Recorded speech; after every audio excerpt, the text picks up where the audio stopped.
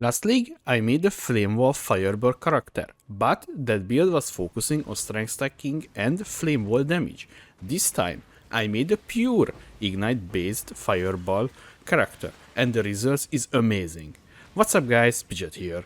The mapping is satisfying. For clear, we're using Fireball with greater multiple projectiles and pierce, but we don't use the pierce super gem. Instead, we're using the pierce from the Ether of Words implicit, and I crafted projectiles pierce an additional target on glove. Even the Fireball has inbuilt increased area effect if the projectiles travel further. We can use Flame Wall for extra damage if we're fighting bigger enemies. The fun thing about the build is we using Ignite Prolife in our mailing. It's so satisfying to watch the Ignite doing his work.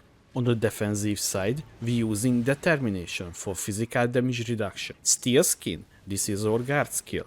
We can't use Molten Shell because we don't have much armor to benefit from the skill. Skitterbutt for the chilling aura. Our enemies will be slowed down a little bit. Lastly, we're using the Bastion of Elements. This is coming from the Elementalist Ascendancy. It will give us almost 3k elemental barrier, so the elemental damage not a big deal for us. I've never used this before and I'm really satisfied with the node. We can't face tank the bosses, but we can make a few mistakes before we die. On the offensive side, we have a few interesting things. First, as I mentioned earlier, I'm using Flame Wall for extra damage, but not the normal version. Instead, I'm using the Phantasmal version to apply fire exposure, and because of that we can use my favorite amulet, Ashes of the Stars, for the quality increase.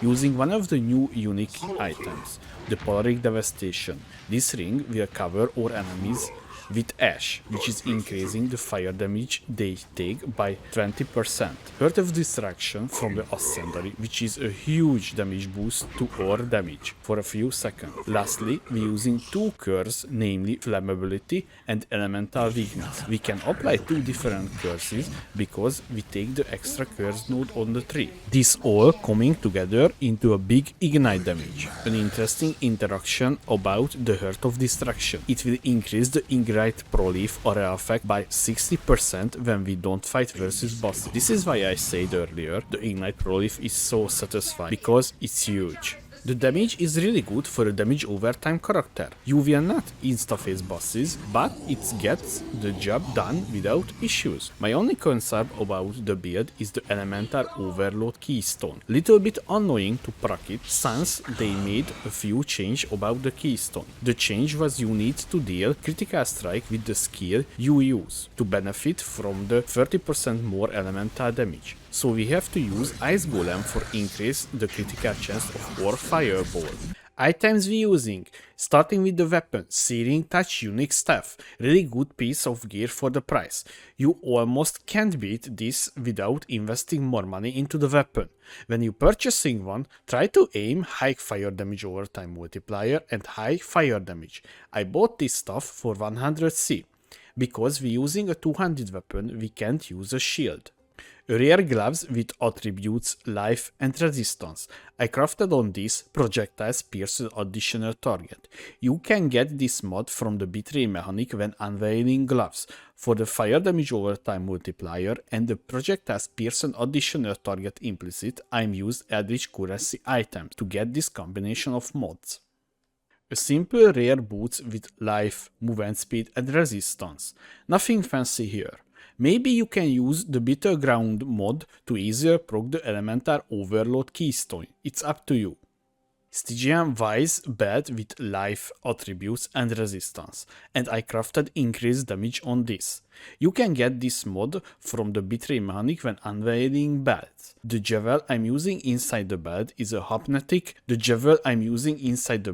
hypnotic eye javel with a bunch of extra damage to spells and increased damage over time by holding a two-handed weapon. Polaric Devastation unique ring. The important thing about the ring is if we wearing on the left slot, covers enemies in ash for 5 seconds when you ignite them. Ash debuff is increasing the final damage they take by 20%. The other ring is a rare vermilion ring with attributes and cost speed and high life.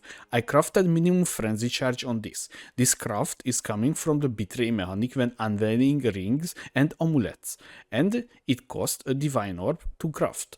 Ashes of the Stars unique amulet. This giving us a bunch of useful stats. Try to aim high reservation efficiency of skill when you buying one, and we anointing searing heat. Devorium Diadem unique helmet. This helmet gives us increased mana reservation efficiency or skill if we socketing the auras inside this helmet. Also gives us Eldritch Battery Keystone or Energy Shield protects mana instead of life. We spending Energy Shield instead of mana so we can reserve all of our mana and still can cast spells. The game thinks we never taking Energy Shield damage, so always active the recharge and we never run out of the mana. Lastly, the body armor, a simple rare with life resistance and crafted increased life. This mod is coming from the betray mechanic when unveiling body armors. For the implicits, I'm using Malevolence has increased aura effect and increased effect of non-curse auras. Try to get these two mod if you can. In this build we only using one unique jewel, namely a Watcher Eye with increase fire damage while affected by anger. The other jewels is simple rare ones with life and fire damage over time multiplier. Gem and Gemling, starting with the weapon, Fireball with Ignite Proliferation, Burning Damage, Deadly Elements, Swift Application, and Hyperthermia. While mapping, we unsocketing the Deadly Elements support for greater multiple projectile support.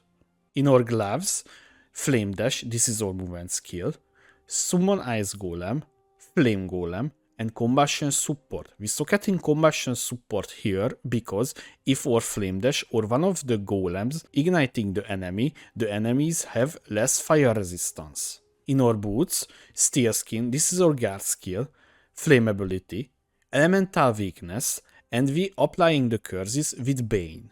Really important, we socketing all of our auras in our helmet, starting with Skitterbots, Malevolence, Determination, and Anger.